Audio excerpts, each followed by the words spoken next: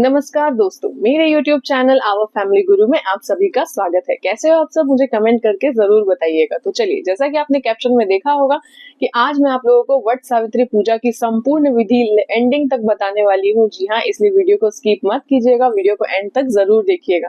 तो चलिए, सबसे पहले हम जानते हैं कि वर का पेड़ जिसकी हम सभी जो है वट सावित्री के दौरान पूजा करते हैं, इसे किस प्रकार करनी है। जैसा कि हम सभी जानते हैं कि किसी भी व्रत को अगर हम शास्त्रीय विधि अनुसार अगर करते हैं तो उसका फल हमें ज्यादा मिलता है और मिलता ही मिलता है।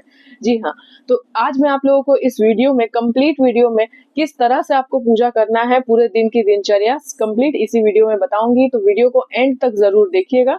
तो चलते हैं वीडियो की तरफ। तो चलिए, वीडियो को लंबा नहीं करते हैं। सबसे पहले हमें करना क्या है कि हमें उपवास जो है उसका एक दिन पहले हमारा जो है वो नहाए खाए होता है। जी हाँ, नहाए खाए हमें किस प्रकार करना है, हमें सुबह उठना है।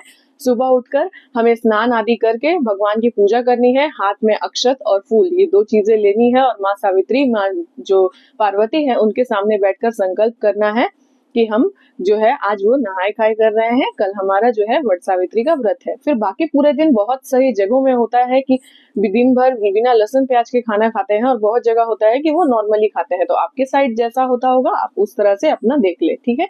फुल डे उसी तरह से आपका पार हो गया। दूसरे दिन आपको, जिस दिन व्रत वाला दिन है, उस दिन आपको सुबह उठना है, स्नान आदि सारी कुछ चीजें कर लेनी है। स्नान करने के बाद अब चलते हैं पूजा की तैयारी करने की ओर, ठीक है।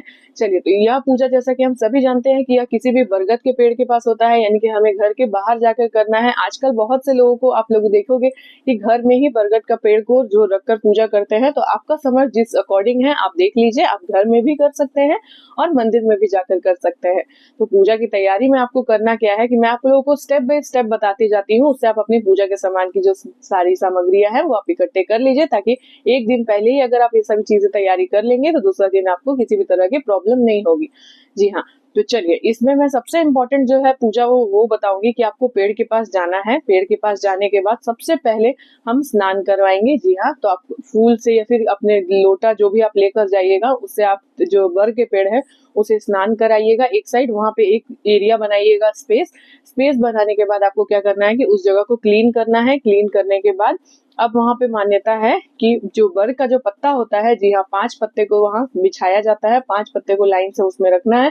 उस पत्ते में भी जल को आपको छिड़काव करना है। जल का छिड़काव करने के बाद सर्वप्रथम उसमें हम लोग क्या करेंगे कि चावल छीटेंगे। चावल छीटने के बाद उसमें एक एक कुमकुम का टीका लगाएंगे। कुमकुम, रोली, चंदन, अक्षत सभी चीजें आप उसमें लगा दे। लगाने के बाद इसमें सबसे इम्पोर्टेंट जो प्रसाद होता है वह है चना। जी हाँ, तो आप एक रात पहले ही उसे फुला कर रख ले। चने को फुलाने के बाद आपको करना क्या है कि आपको उसी को प्रसाद में यूज करना है। चने को फुलाने के बाद आप उस प्रसाद को यूज करेंगे। जी हाँ, तो आप उसमें प्रसाद में कोई भी सीजनल फ्रूट लेकर जा सकते हैं, जैसे कि आम, तरबूज, लीची, ये सभी जो है वो सीजनल फ्रूट है। तो ये सभी चीजें आप अपने समर्थ के अकॉर्डिंग वो चढ़ा सकते हैं। इसमें जो है फल का प्रसाद आप लोगों ने चढ़ा दिया। उसके बाद आपको दिया जलाना है। दिया एक जगह जलाने के लिए सबसे पहले आपको चावल छिड़कना है। इसको एक ही कोने में ध्यान दीजिएगा कि किसी भी चीज में वो लगे नहीं, ना ही जले, क्योंकि वो अशुभ माना जाएगा, ठीक है। तो आपको करना क्या है कि आपको चावल छिड़क कर उसमें दिया को रखना है। दिया को रखकर उसके बाद दिया को जला दीजिए। उसमें भगवान से संकल्प कीजिए, भगवान हमारे सुहाग की रक्षा करना, हमारे सुहाग को लंबा रखना। ये सभी चीजें जो भी आपकी मनोकामना होगी, ये सभी चीजों को मांगते हुए आपको पूजा स्टार्ट करना है, ठीक है। तो आप धूप और दीप तो आपने कर दिया। उसके बाद आपको करना क्या है कि प्रसाद वगैरह चढ़ाने के बाद लोग पंखे भी इस्तेमाल करते हैं, तो आपको एक पंखा भी लेना है। पंखा का भी पूजा उसी तरह, इसमें अर्पण आपको यूज करना है चावल और हल्दी। बहुत सी जगह पे चावल का आटा होता है, बहुत जगह पे आटा में हल्दी डालकर उसको पानी में मिक्स करना है और उसका टीका जो है वो पंखे में लगाया जाता है और बर के पेड़ को भी लगाया जाता है। जी हाँ, अर्पण उसको बोलते हैं। तो वो आप लेकर जाइएगा अपने घर से। और उसके बाद फिर पंखे की पूजा भी आपको इसी तरह फल और धूप दीप दिखाकर करनी है। उसके बाद सबसे इम्पोर्टेंट जो इसमें है वो है मौली धागा। जी हाँ, जो आपको स्किप करना ही नहीं है।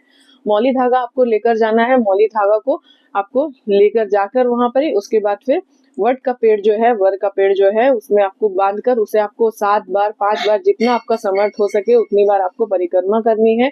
परिक्रमा करते हुए आपको उनका ध्यान स्मरण करना है। अपने पति की लंबी आयु के लिए मनोकामना मांगनी है। ये सभी चीजें मनोकामना करने के बाद आप जो पेड़ है उसको जाकर आखिरी धागा उस पर बांध दे और उसे प्रणाम करे सर झुकाकर। उसके बाद फिर वो जो पंखा है उससे वर के पेड़ को हवा करना है। उसके बाद घर आकर आपको उसे अपने पति को भी हवा करना है। तो वो बर के पेड़ को आपने हवा कर दिया। उसके बाद बहुत से लोग अपने जो सिंदूरा होता है, यानी कि जिसमें सिंदूर शादी वाला होता है, वो लेकर जाते हैं। हमारे में लेकर जाते हैं, अगर आपके वाले में भी लेकर जाते हैं तो आप लेकर जाए, उसे चढ़ाए फिर, लेकिन हाँ ध्यान रहे कि वो चोरी ना हो या फिर उसमें किसी भी तरह से टूटे फूटे ना, ठीक है। तो उस तरह से आपने उसका भी पूजा करवा दिया। उसके बाद फिर सबसे इम्पोर्टेंट इसमें होता है कथा पढ़ना या सुनना। बहुत जगहों पे आपको ब्राह्मण मिल जाएंगे जो आपको कथा सुनाएंगे, तो आपको बैठकर कथा सुनना है, आरती सुनना है, या फिर नहीं है तो आप एक किताब घर से ही लेकर जाए वट सावित्री व्रत की कथा की। ये ऐसा मान्यता है कि उस पेड़ के नीचे बैठकर ही सत्यवान और सावित्री की कथा को पढ़ा और सुना जाता है। तो वो पढ़कर आप अपने घर से दान का सामान लेकर जाएंगे। आपने मेरे पिछले वीडियो में देख लिया होगा कि दान के सामान में क्या क्या हमें लेकर जाना है, और अगर नहीं देखा होगा तो मैं आपको बता देती हूँ। दान में कोई भी अनाज के साथ साथ कुछ दक्षिणा आप रखिएगा। दक्षिणा के साथ क्या होता है कि उसमें तेल या घी या दाल, ये सभी चीजों को आपको मिक्स करके जैसा आपका समर्थ हो, और फल, जी हाँ, जो फल आप चढ़ाएंगे उसी से कुछ गोटे फल आप ब्राह्मण को उसी से आपको दान करना है दक्षिणा के साथ। तो आपने दान कर लिया। दान करने के बाद आपको करना क्या है कि पूजा पूरा कंप्लीट हो गया। पूजा कंप्लीट होने के बाद आपको करना क्या है कि आपको घर आना है। घर आने के बाद आप लोग को क्या करना है कि अपने पति को बिठाकर आप जो पंखे लेकर आए हैं, और अपने पति को सबसे पहले आपको अपने पति को तिलक करना है। तिलक करने के बाद उन्हें उनमें चावल, अक्षत, दिया वगैरह सभी कुछ उनको दिखा दीजिए। उसके बाद उसी पंखों से उन्हें हौंकना है। हौंकने के बाद आप उनके पैर छूकर स्पर्श कीजिए, और इसी प्रकार आपका पूरा पूजा जो है वो कंप्लीट हो जाएगा।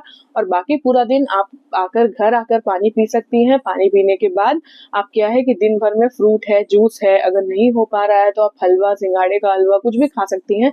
रात को आप दूध पी सकती हैं, मखाने का खीर बनाकर खा सकती हैं। ये सभी चीजें करके आप अपने व्रत को कंप्लीट कीजिए। देखिए